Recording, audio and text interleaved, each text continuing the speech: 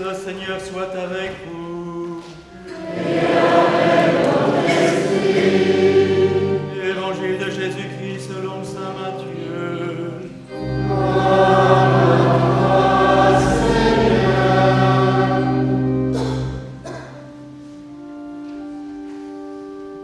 Après le sabbat, à l'heure où commençait à poindre le premier jour de la semaine, Marie-Madeleine et l'autre Marie vinrent pour regarder le sépulcre.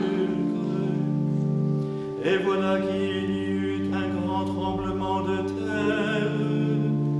L'ange du Seigneur descendit du ciel, vint rouler la pierre et s'assit dessus. Il avait l'aspect de l'éclair, et son vêtement était blanc comme neige.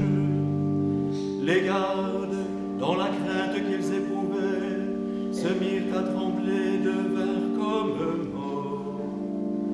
L'ange prit la parole et dit aux femmes: Vous soyez sans crainte. Je sais que vous cherchez Jésus le crucifié. Il n'est pas ici, car il est ressuscité, comme il l'avait dit. Venez voir l'endroit où il reposait. Puis, vite, allez dire à ses disciples: Il est ressuscité d'entre les morts, et voici qu'il vous précède en Galilée. Là, vous le verrez. Voici ce que j'avais à vous dire.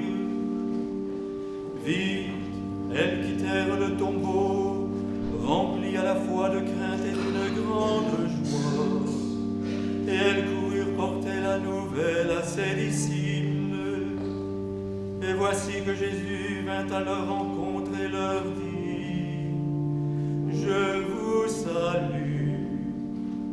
Elles s'approchèrent, lui saisirent les pieds et se prosternèrent devant lui.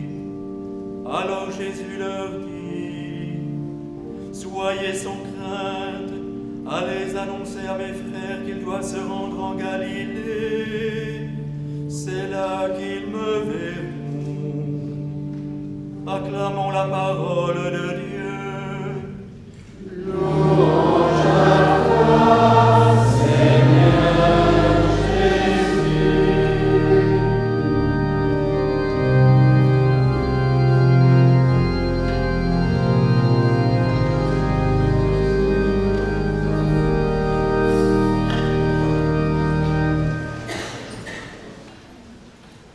Que se passe-t-il ce soir, cette nuit?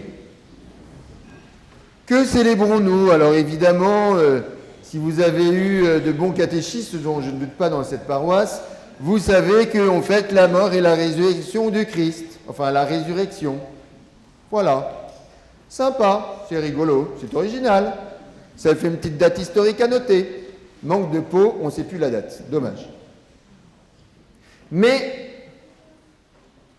plus profondément, que signifie l'événement que nous célébrons cette nuit? Qu'est-ce que cela signifie pour nous, pour vous, qui allez être dans quelques instants plongés précisément dans cette mort et dans cette résurrection que nous célébrons ce soir?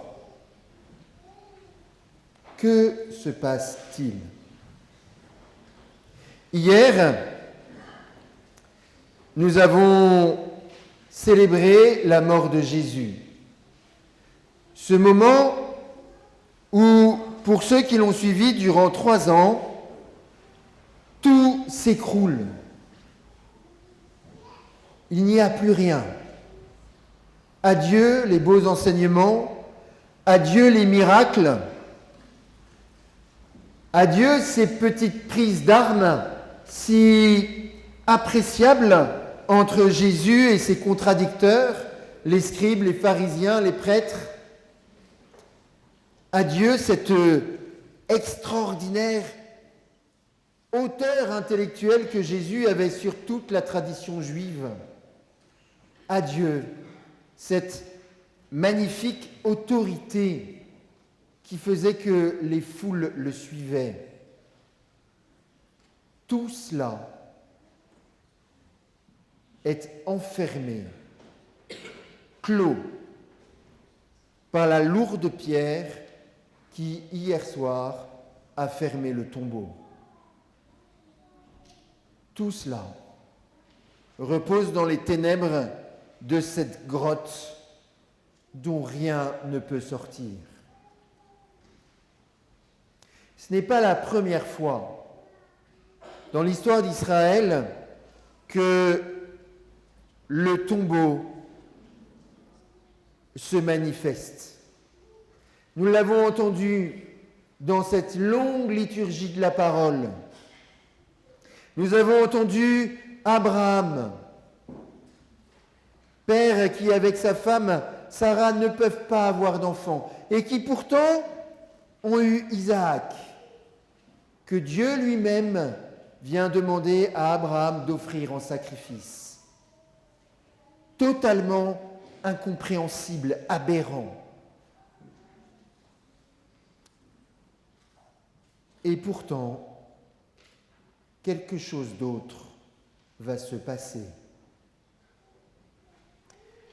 Et puis nous avons eu cet événement dantesque, la traversée de la mer Rouge.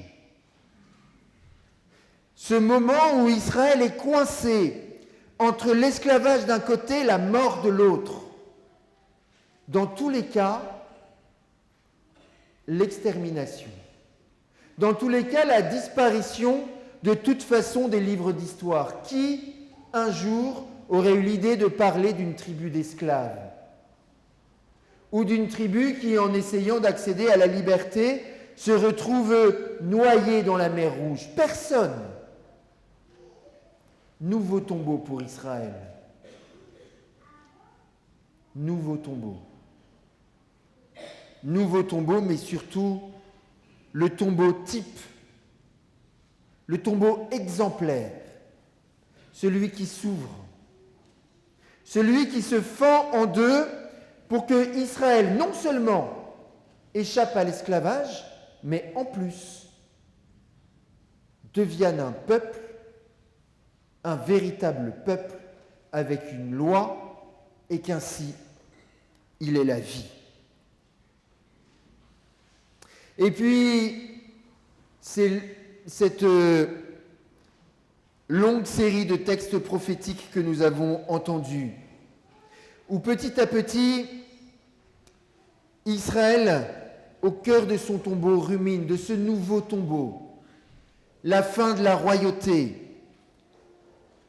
l'exil à Babylone, et puis le retour à Jérusalem, mais la domination des Grecs d'abord, des Romains ensuite, la destruction du temple, la disparition de l'arche d'alliance et des tables de la loi, nouveau tombeau infini pour Israël. Il a duré des siècles, ce tombeau-là. Et pendant des siècles, les prophètes se sont relayés et ont annoncé ce qui allait se passer, ce qui s'est passé. Et Israël a médité et a petit à petit perçu au cœur des ténèbres de son tombeau cette sagesse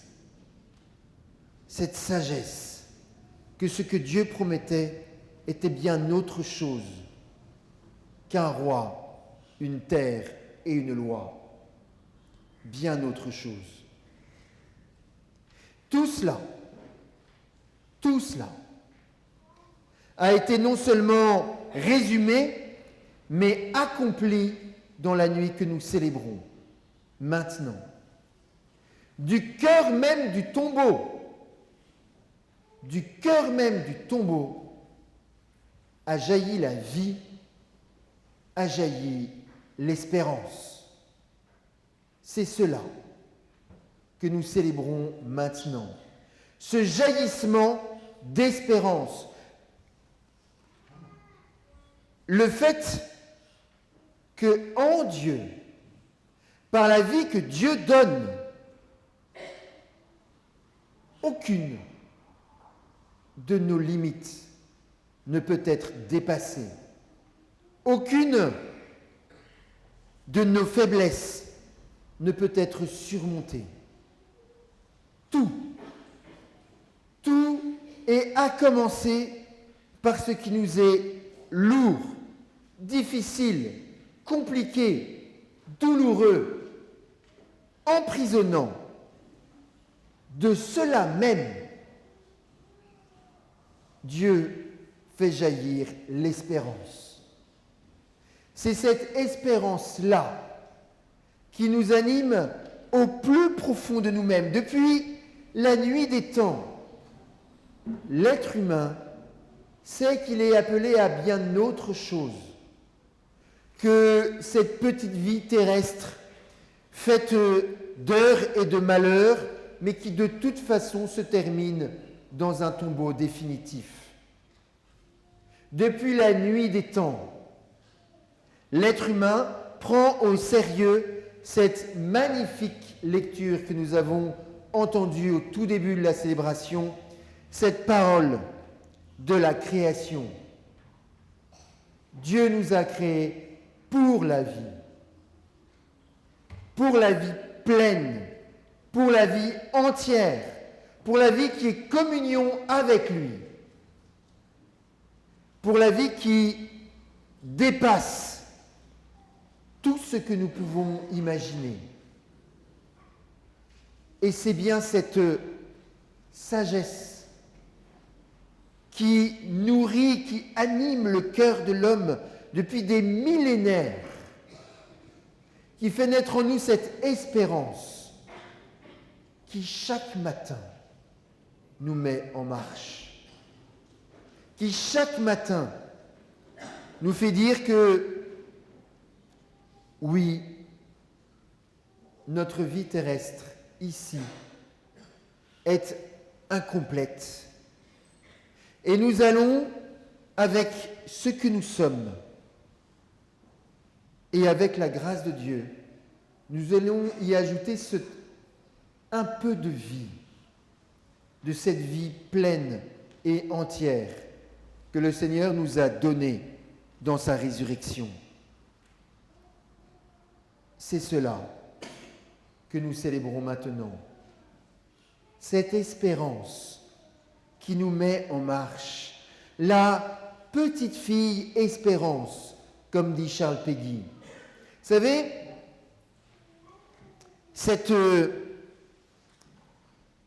exactement comme lorsque nous faisons des promenades en famille. J'ai vécu ça il y a quelques années lorsque je partais en session avec des familles en montagne. C'était pas les adultes qui étaient devant, pas les ados non plus, d'accord. C'était les petits. C'était les 6, 8, 10 ans qui galopaient devant et qui avaient toujours envie d'aller plus loin, qui avaient cette espèce de fraîcheur, de simplicité qui faisait qu'ils goûtaient toute chose qu'ils découvraient. C'est cela, la petite fille espérance. C'est celle qui en permanence nous tire en avant et nous dit « Regarde, regarde la lumière qui brille. Regarde. » Et cette petite fille espérance, c'est du cœur de nos tombeaux à nous qu'elle jaillit. C'est du cœur de nos tombeaux à nous qu'elle se projette en avant pour nous en faire sortir et pour nous faire avancer. C'est du cœur de nos tombeaux à nous que nous sommes à nouveau invités à sortir pour faire jaillir d'autres petites filles espérances qui puissent à nouveau se faire lever et avancer, tous ces frères et sœurs en humanité qui ne sont pas encore frères et sœurs dans la foi. C'est cette petite fille Espérance aussi qui nous rappelle en permanence que nous pouvons la suivre lorsque nous sommes en communion de vie avec le Père. Lorsque nous sommes en communion de vie avec celui qui précisément nous donne la vie. Lorsque nous sommes en communion de vie par celui qui a brisé les portes de la mort et qui nous a donné accès à cette vie pleine et entière, celui dont nous célébrons maintenant la résurrection. Et lorsque nous sommes en communion de vie avec celui-là même qui nous nourrit au plus profond de nous, qui nous fait expérimenter et dès lors voir concrètement cette vie de Dieu, cet amour de Dieu,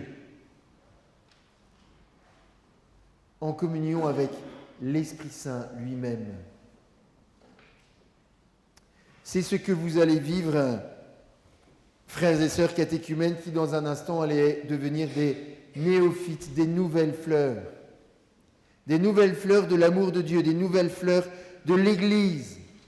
Vous allez être plongés dans l'amour du Père par la grâce du baptême, par la grâce de la confirmation. L'Esprit Saint lui-même, en résidant en vous, va confirmer que désormais vous êtes habités, conduits par la petite fille Espérance. Et par la grâce de l'Eucharistie, le Christ lui-même vous conduira et vous apprendra à vivre de cette espérance de manière très concrète dans nos gestes, dans nos paroles du quotidien.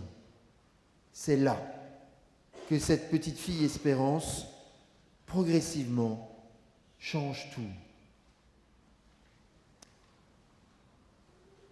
Faites-la jaillir de vos tombeaux maintenant. Faites-la jaillir de ce qui vous est lourd et difficile maintenant. Maintenant. Pour découvrir combien elle est puissante et combien, si elle est capable de transformer vos ténèbres et les nôtres en lumière, mais combien plus ce qui est lumière dans nos vies va être illuminé et illuminant, brillant, comme l'homélie de ce soir.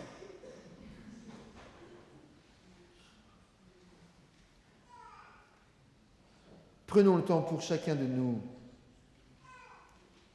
de demander cette grâce-là. De quel tombeau est-ce que je voudrais que la grâce de Dieu fasse jaillir dans ma vie la petite fille Espérance, au cœur de laquelle, de mes limites, de mes faiblesses, je voudrais que la petite fille Espérance naisse ou renaisse maintenant, afin que nous puissions expérimenter son extraordinaire, douce puissance et que nous puissions donner à notre vie un éclat nouveau qui permette à ceux qui ne connaissent pas cette espérance de pouvoir la reconnaître, l'accueillir et en rayonner à leur tour.